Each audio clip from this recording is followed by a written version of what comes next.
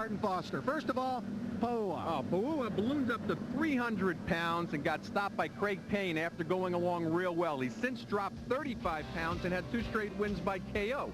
So tonight he's looking at Martin Foster and trying to break into the top 10 at heavyweight.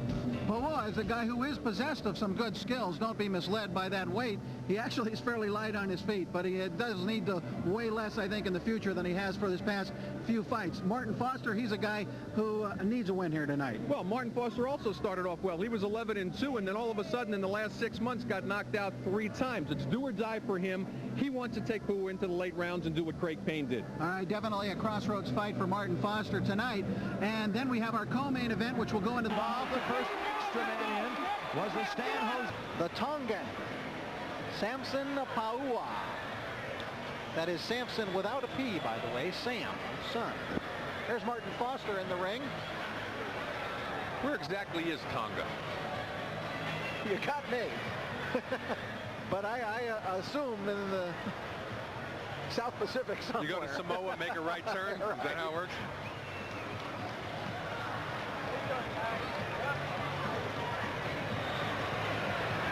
Paua in native garb as he comes into the ring. Tonight he's fighting a guy, Martin Foster, 25 years old, but a guy who has lost 3 straight bouts and seen his record fall to 11-5-1. He's been out campaigning, but away from home, and it's been not an easy thing for Martin Foster to do, and he did not meet success when he attempted that. But now he thinks he's got things back together again, a little time off, a little home cooking. He's ready to go. On my own now, back home where I'm comfortable, back in the gym in Wichita. You know, my brothers and stuff around who've been all through the fight game.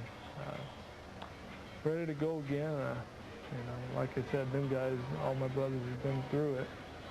I learned tremendously from last year what I spent out east, how you can get ate up in this game. But I think, yeah, a lot of that's coming back, and back home now I feel comfortable and getting everything back in order. After seeing the Craig Payne fight, I do believe it would be wiser to box Samson for 3-4 rounds. See what he's got left, see how his weight's doing. If he comes in heavy, he's probably going to be strong the first few rounds. If he comes in light, he's probably going to be weak from dropping the weight. So we'll have to go a little bit off him and see how he looks.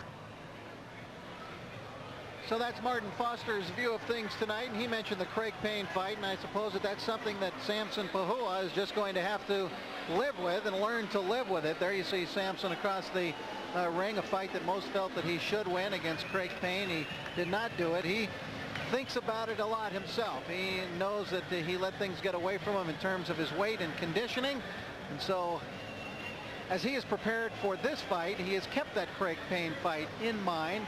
Any change coming up, any change of style, any change of approach for Samson Paua in light of the Payne fight? I took 6 months off, and they called me and we took the fight, and I think I rushed it a little bit more. And there's nobody to blame but myself, and I take all responsibility for that loss. And hopefully it'll never happen again. What I'm doing right now to get myself ready for the fight is I go to camp, and I just dedicate my time to it and stay more focused. With Martin Foster, and he's a good, strong fighter, comes forward. He's looking to slip them punches that he throws and counter with something over the top. Hopefully I can take him out. And we will find out if Samson Paua can do just that. He brings a 14-1 record. Remember, all of his victories have been by the KO route. Big-time power. All his wins by knockout. At 22 years of age, learning, and if he keeps in shape, said to have a very bright future. All right, let's get the official introductions now from famed ring announcer Jimmy Lennon Jr. Ladies and gentlemen in attendance and boxing fans joining us around the world on Prime, we welcome you to our featured bout of the evening, brought to you by Fight Night at the Palace Incorporated, promoter Bill Kozerski, along with International Events promoter Joe Kudelak. This bout is sanctioned by the Michigan Athletic Board of Control, the chairman Dale Grable. Introducing to you the judges scoring this bout from ringside, Bob Watson, John Parrish, and John Chalk. Introducing to you the referee in charge of our featured bout, Marv McDonald. All right, fans, here we go with the big boys of boxing in our heavyweight main event of the evening, scheduled for 10 rounds of action. Introducing to you first on my right, fighting out of the red corner. He is wearing black trunks with white trim, joining us from Wichita, Kansas. He weighed in at 244 pounds. His record includes 11 wins, 5 losses, 1 draw, with 8 wins coming by way of knockout. Introducing Martin Foster. And his opponent across the ring on my left, fighting out of the blue corner in this 10-round heavyweight main event. He is wearing white trunks with red trim, hailing from Kearns, Utah, as he trains out of the Power Punch Gym in St. George.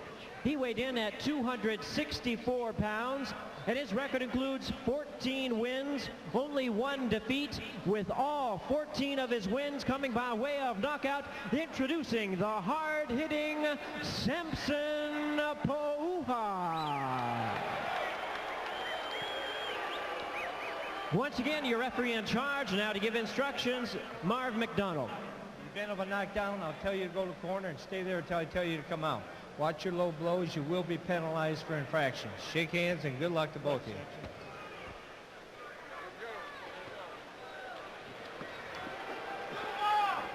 All right, we take a look at Samson Pouha at 6 foot, only 6 foot, and he's 264 pounds. Can you imagine him 35 pounds heavy? He's got 5-inch reach advantage from Martin Foster, who's 5 years older and also 2 inches taller. And of course that 20 extra pounds. But I can't get over the fact that you take a look at Samson, he was 35 pounds heavier 6 months ago. Foster is on a 3-fight losing streak. But, Arnie, interestingly enough, they said his last fight against the guy who's been a contender and in fact fought for a world title, Phil Jackson, that it was the most impressive fight of Foster's career. He fought very well and fought on even terms for 7 rounds before being stopped in the 8th. He says he hopes to box Pouha tonight and get him into the later rounds and hope that Pouha fades. Well, that would tend to be the book right now on Pouha, because that's what happened in the Payne fight. But of course, he weighed 300 pounds for that fight, but he got stopped in the 6th. Most of Pouha's fights have gone early, but he has been in the 8th one time, 7th one time, and of course the stoppage in the 6th. Left and a right hand by Pouha, and Foster has felt the leather already. I'll tell you, we were ringside, Arnie, back in November on the Foreman undercard. He fought a guy by the name of John Morton out of Utah, and he knocked him down, and the kid, he actually bounced off of the canvas. He hit so hard. I don't think I'd ever seen a guy hit the ground harder than he did that night. Again, you've got to see the thighs of Samson Pouha.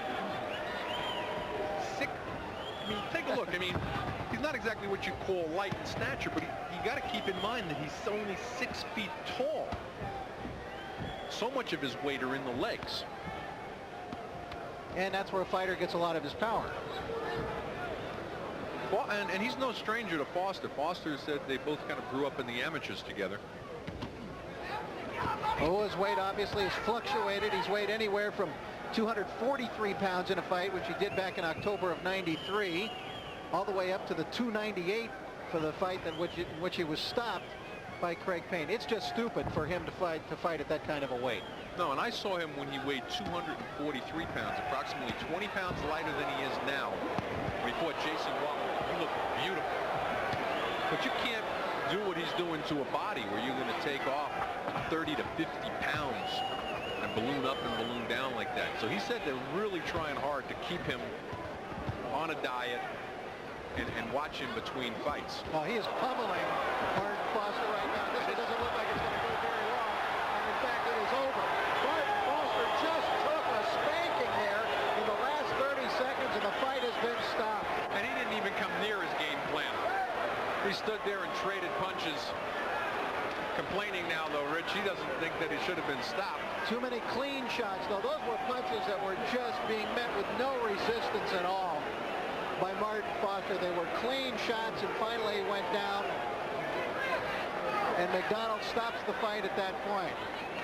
And Samson Paua, you see again that punching power. This kid can really bang. Yeah, and Foster wasn't fighting like somebody who wanted to take Paua into the later rounds. He was sitting there working in close, trading punches with him and not staying out at range. And a flower lay for Jimmy Lennon as a gift from Samson Paua. And a hug for Martin Foster across the way. He would have liked to have continued. The referee said no. And so Paua has a victory. And Jimmy Lennon has a flower lay. And Paua, I think, is going to be turning some heads with that power. All right, Jimmy Lennon Jr., newly adorned with that flower lay from Samson Paua, is ready now to give us the official numbers and particulars on the outcome of this bout. Jimmy? Ladies and gentlemen, we have a time of 2 minutes, 30 seconds in round number 1. The referee in charge, Marv McDonald, stops the contest. The winner by way of technical knockout, improving his record to 15-1 with 15 knockouts, Samson Paua. 15-1, 15 KOs. That's the record now for Samson Paua, and he continues on this way. Sooner or later, people will have to start taking this young man seriously. We'll be back to hear from the winner, Samson Paua, with Arnie Rosenthal when we return with more on Prime Championship Boxing.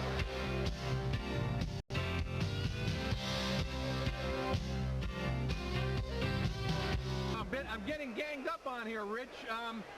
Martin Foster said to me he wanted to take you into the later rounds. Didn't work out that way for him, did it? No, not tonight, and I guess I was blessed. I thank God and my Redeemer Jesus Christ for blessing me with the people that are surrounding me, and I have a good team now. Hopefully for Martin Foster, he's a good fighter, and I give him all the credit in the world. The guy's tough, and he came to fight, but it just didn't work out. Okay, you've managed to put the Craig Payne situation behind you a little bit. You've taken off approximately 35 pounds since then. You told me earlier today you'd still like to get back down into the 240s. That would be your optimum weight? Yeah, right now I'm hoping and praying that I can get back into shape, probably down about 240s. And like you say, at 240 I'm unbeatable. I like to tell the world that I thank Craig Payne for teaching me a hard lesson, but hopefully the Lord knows, and he came through Craig Payne, and I'd just like to thank him for teaching me that lesson. Okay, we're going to take a look at the knockout right now. Now, he's coming here. He's trying to carry you. You know, he says he wants to take you into the later rounds, but of course you're pressing the fight. He's not fighting like somebody who's going to try to carry you. Right now I seen he was hurt, and I was just trying to just land that one straight right hand, but he covered up. You think it was a good stoppage, or would you like to see it go on a little longer? Oh, maybe a little longer. Money stays the same, so that's a good stoppage. All right, activity obviously will help you stay in shape and not one of those long 6-month layoffs which allowed you to put on that weight. What's next? We're going to go back to St. George, and we'll meet with all these guys on probably Monday, and we'll just discuss it and take it one day at a time. Any names in mind right now? George Foreman. I want Big George. We'll have a Burger King eating contest. All right, well good luck, Samson. Back to Rich Ferrata at ringside. All right, very good. That would be interesting. There'd be a lot of tonnage in that ring if he ever gets in there with George Foreman. Samson Paua, by the way, a second cousin to Junior Seau of the San Diego Chargers. So a pretty good week for that particular family. Samson Paua. Now 15.